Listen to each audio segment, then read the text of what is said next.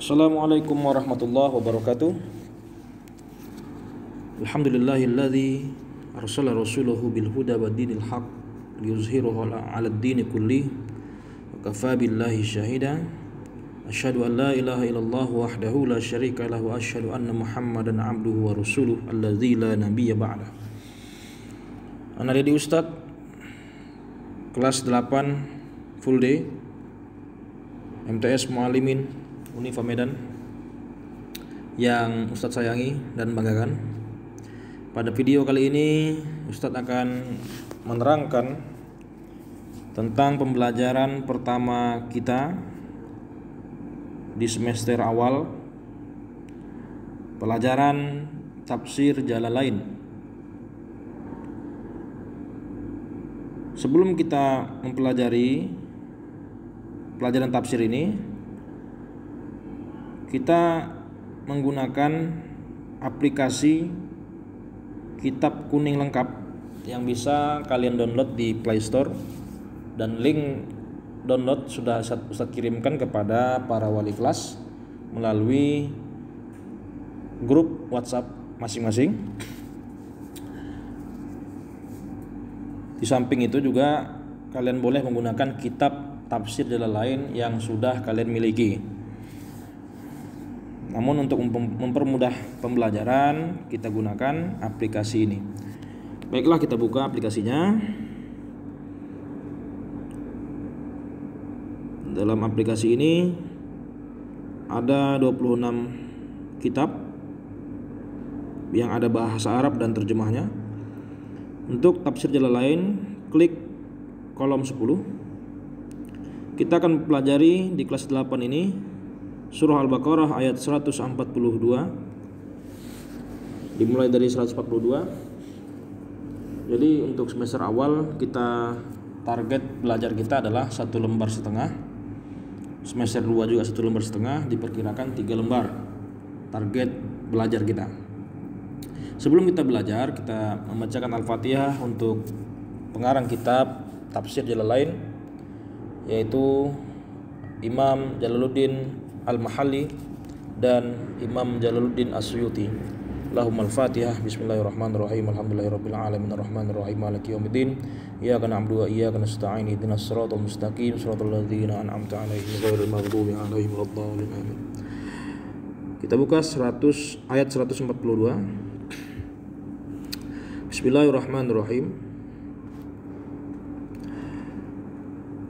Sayaqulu sufaha'u, akan mengatakan orang-orang yang bodoh, orang-orang yang kurang akal akan berkatakan. Dalam tafsir, as-sufaha disinonimkan atau disamakan dengan al-juhalu. Al-juhalu juga bermakna orang-orang bodoh. As-sufaha ini jamak dari safih. Minan nasi, di antara manusia. Manusia yang dimaksud sini adalah al-Yahudi wal musyrikin, orang-orang Yahudi dan kaum musyrikin. Ma wallahum, apa yang menyebabkan mereka berpaling. Nah, siapa mereka ini? Lihat tafsir selanjutnya. Ai syai'un sarrafan nabiyya, atau yaitu sesuatu yang memindahkan atau memalingkan Nabi Muhammad SAW wal mu'minina, beserta orang-orang mukmin, an qiblatihimul lati kanu 'alaiha, dari kiblat mereka yang mana mereka dahulu ke kiblat itu, ya, memakai kiblat itu selama ini, mengarah ke kiblat itu selama ini. Ala istiqbaliha, menghadap ke kiblat itu, fis sholati, pada waktu salat, wahiyya baitul muqaddasi, yaitu Baitul Muqaddas atau Baitul Maqdis yang ada di Palestina. Wal ityanu bisini, adapun penggunaan huruf sin ad-dallatu 'alal istiqbali yang ada pada kata sayaqulu ini menunjukkan, ad-dallatu menunjukkan 'alal istiqbali, masa yang akan datang, minal ikhbari bil ghaibi, yang merupakan pemberitaan tentang peristiwa gaib. Dan ini menunjukkan bahwasanya Al-Quran ini adalah merupakan kalamullah, perkataan Allah dan merupakan mukjizat Rasul, karena ayat ini turun sebelum peristiwa orang Yahudi dan musyrikin ini akan protes atau tidak terima tentang pemindahan kiblat. Jadi duluan turun ayat, baru peristiwa terjadi. Nah, ini menunjukkan bahwasanya Al-Quran merupakan dari Allah Subhanahu wa Ta'ala, bukan perkataan manusia dan juga bukan perkataan Rasul. Maka perintah Allah, jika terjadi hal ini, yaitu orang Yahudi dan musyrikin berkata, mengapa orang-orang mukmin dan Rasul berpindah kiblat? Maka perintah Allah kepada Rasul, kul, katakanlah, lillahil masyriqu wal maghribu, kepunyaan Allah lah timur dan barat. Maksudnya di sini adalah bukan hanya timur dan barat, ai al jihatu kulluha, bahkan segala arah, baik itu timur, barat, utara, selatan, dan segala arah itu milik Allah. Fayamuru bit tawajjuhi, maka Allah memerintahkan untuk menghadap ila ai jihatin, kepada arah mana saja syaa, yang dikehendaki oleh Allah. La i'tiradha alaihi, tidak ada yang dapat menentang atasnya, tidak ada yang dapat menentang atas perintah Allah tersebut. Yahdi may yasha'u, Allah memberikan petunjuk kepada siapa yang dikehendakinya. Hidayatuhu, sesuai dengan petunjuknya. Ila siratin, menuju jalan. Torikin, sirotin dengan torikin artinya sama, jalan. Mustaqimin, yang lurus. Apa itu siratul mustaqim? Yaitu dinul islami, agama Islam. Ai wa minhum antum dalla ala hadza, termasuk dalam golongan itu adalah kamu. Dalla ala hadza, dan sebagai buktinya adalah, bukti atas ini adalah ayat selanjutnya, wa kadzalika, demikian pula, kama hadainakum ilaihi, sebagaimana kami telah membimbing kamu kepadanya, kepada Islam. Ja'alnakum, kami jadikan engkau, ya ummata Muhammadin, wahai umat Muhammad, ummatan wasaton, umat pertengahan. Apa yang dimaksud dengan umat pertengahan? Khiyaron udulan, khiyaron wa udulan, yaitu umat pilihan dan adil. Jadi umat wasaton ini adalah umat yang adil. Umat Islam adalah umat wasaton, umat pertengahan, adil dan pilihan. Ya, tidak berat sebelah, tidak belok ke kiri, tidak belok ke kanan, dia di tengah-tengah. Ya, kalau diibaratkan, ada pemahaman orang yang beranggapan bahwa Tuhan itu banyak. Ada juga yang beranggapan Tuhan itu tidak ada, yang sering kita pahami atau kita ketahui dengan paham ateisme. Maka Islam berdiri di tengah-tengah. Islam mengakui adanya Tuhan, tapi Tuhannya satu, yaitu Allah Subhanahu wa Ta'ala. Ada juga orang yang bakhil, ada juga orang yang kikir atau boros, ya, boros dan bakhil. Maka Islam di tengah-tengah. Islam menunjukkan sifat pemurah, Islam menunjukkan sifat dermawan. Inilah yang dimaksud dengan adil itu. Litakunu syuhada'a 'alan nasi, agar kamu nanti sekalian menjadi saksi atas manusia. Umat Muhammad menjadi saksi atas manusia. Yaumal qiyamati, pada hari kiamat, anna rusulahum ballagathum, bahwasanya rasul-rasul mereka telah menyampaikan risalah ajaran tauhid. Dalam tafsir Hasyiyah As-Sawi ala Tafsir Al-Jalalain yang disyarah oleh Al-Alamah Syekh Ahmad bin Muhammad As-Sawi Al-Misri Al-Khalwati Al-Maliki menjelaskan tentang ayat ini bahwa nanti umat Muhammad akan menjadi saksi atas manusia, yaitu umat-umat terdahulu, yang mana mereka itu setelah sampai rasul-rasul mereka menyampaikan risalah kepada mereka, tapi mereka tidak mengakuinya. Wa yakuna rasulu alaikum syahida, dan juga Nabi Muhammad SAW atas kamu menjadi saksi, annahu ballaghakum, bahwasanya Nabi Muhammad SAW telah menyampaikan risalah kenabian, telah menyampaikan ajaran Islam kepada kita. Wa ma ja'alna, dan tidaklah kami jadikan, soyarna sama artinya dengan ja'alna, al-qiblata, kiblat itu, lakal ana al-jihata, untukmu sekarang sebagai arah kiblat atau arah solat, allati kunta alaiha, yang dulu kamu atasnya menghadap ke sana, awalan, pertama, wahyal ka'batu, jadi kiblat umat Islam yang pertama adalah Ka'bah. Maka sallallahu alaihi wasallam, adapun Nabi Muhammad sallallahu alaihi wasallam, yusolli ilaiha, solat menghadap Ka'bah. Jadi itulah awal kiblat kita.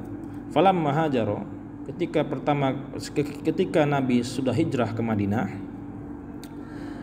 umiro, diperintahkan ia oleh Allah, bistiqbali Baitul Muqaddas, untuk menghadap Baitul Maqdis Palestina, ta'allufan lil Yahudi, untuk menarik simpati orang-orang Yahudi, karena kebetulan di Madinah banyak orang Yahudi dan kiblat orang Yahudi adalah Baitul Maqdis. Fasalla ilaihi, maka salatlah Nabi menghadap Baitul Maqdis, sittata aw sab'ata asyara syahron, selama 6 atau 17 bulan, sekitar 1,5 tahun ya. Summa huwila, kemudian balik lagi, pindah lagi ke Ka'bah.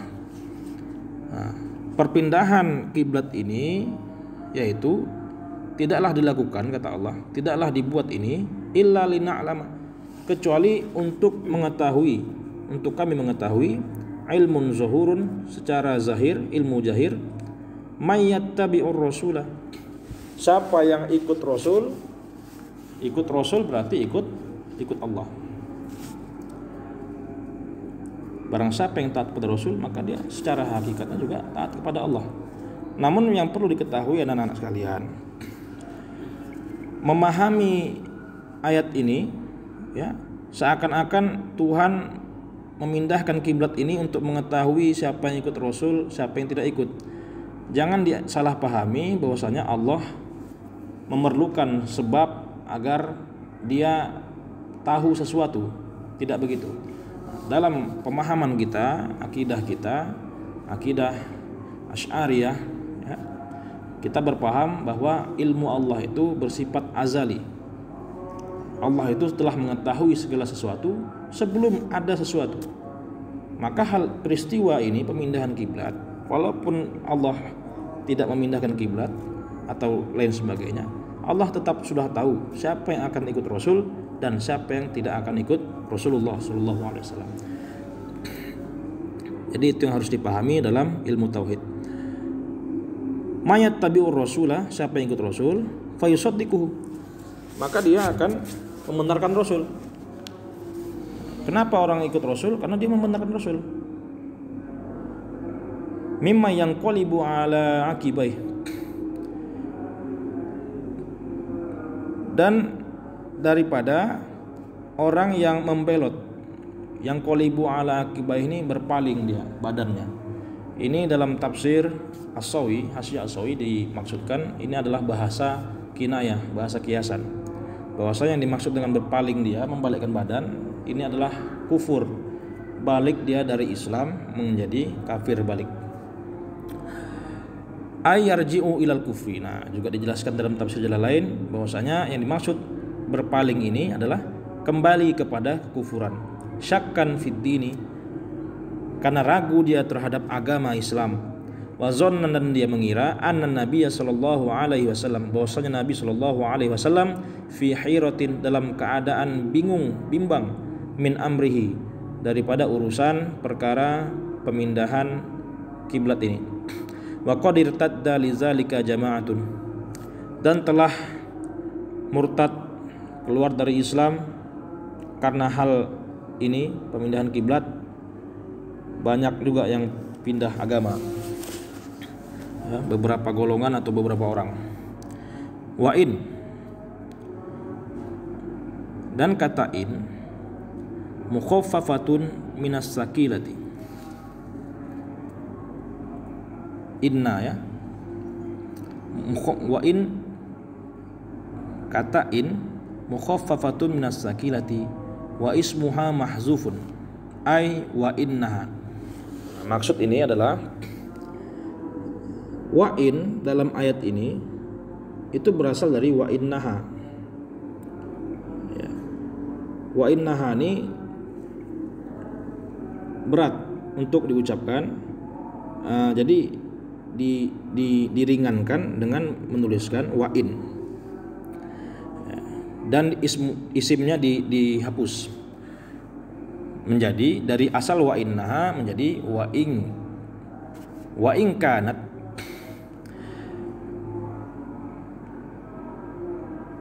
walaupun ia ait tauliyatu ilaiha, yaitu pemindahan kiblat tadi, pemindahan kiblat itu, walaupun pemindahan kiblat itu lakabiratan, sungguh sangat berat, syaqqatan 'alan nasi, yaitu berat dialami oleh manusia pada masa itu.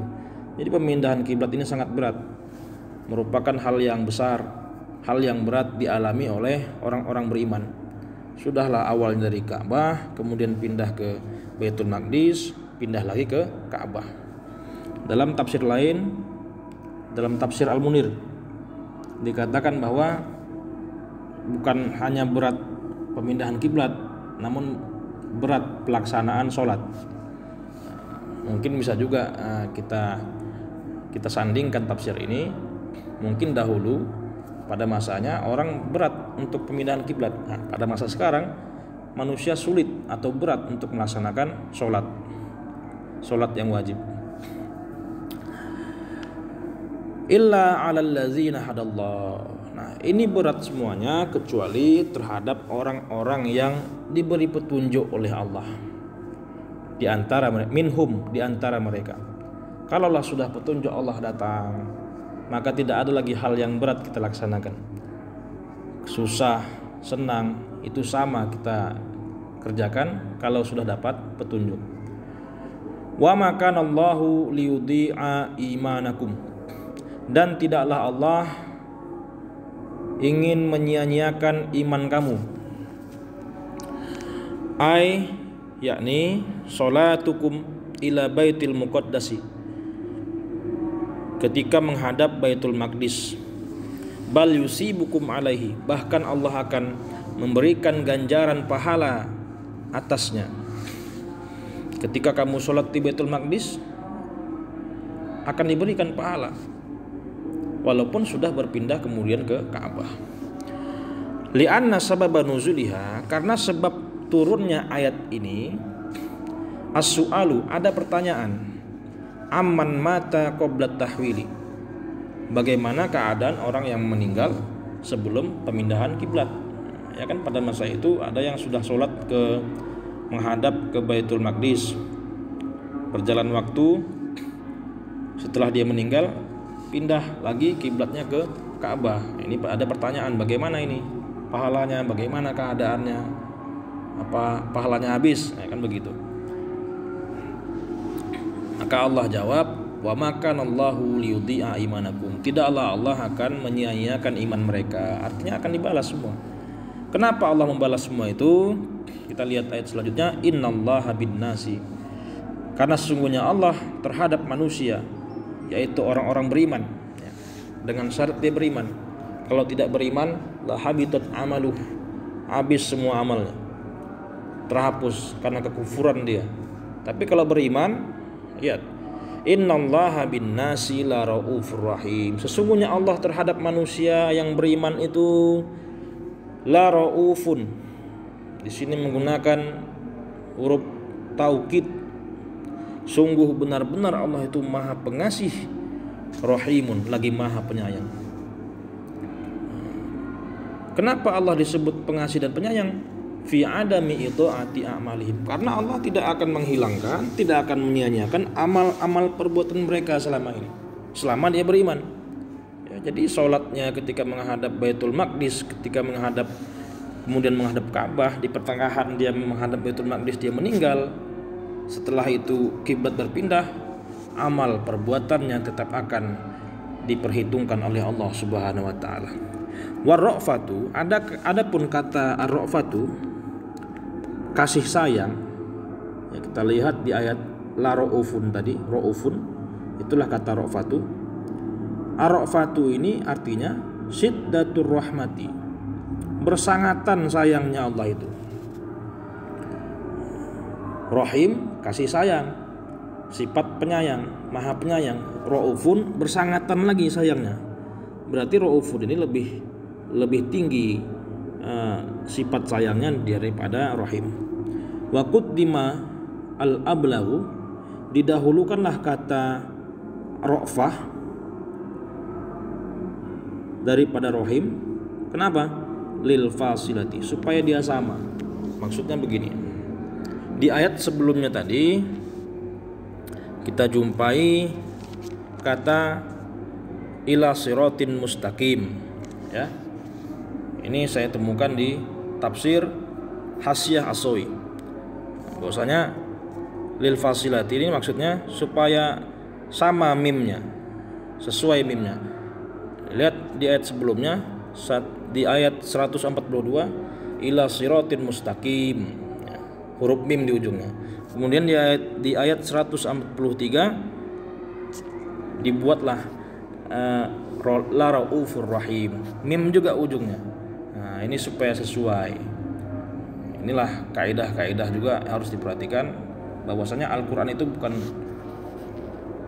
kitab sembarangan. Dia juga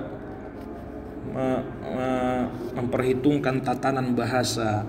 Dia juga memperhitungkan susunan kalimat yang membuat orang-orang kafir Quraisy pada masa itu terheran-heran, takjub dengan kehebatan bahasa Al-Quran. Nah, demikian dari Ustadz yang saya sampaikan. Mudah-mudahan bermanfaat, dan pembelajaran ini supaya kita semua tahu sejarah bagaimana perpindahan kiblat yang terjadi pada masa Rasul. Dan intinya adalah bukan perpindahan yang kita pentingkan di sini atau kita fokuskan, melainkan adalah perintah dari Allah Subhanahu wa taala. Apapun perintah Allah itu harus kita taati. Kemanapun kita menghadap, kesitulah kita menghadap, karena itu merupakan perintah Allah Subhanahu wa taala. Inilah mungkin yang dapat kita ambil pelajaran, dan tugas anak-anak sekalian adalah mencatat ayat 142 ini sampai 143, ayat beserta tafsir sekaligus artinya, dan jangan lupa diberikan baris harokat sesuai dengan yang Ustadz bacakan.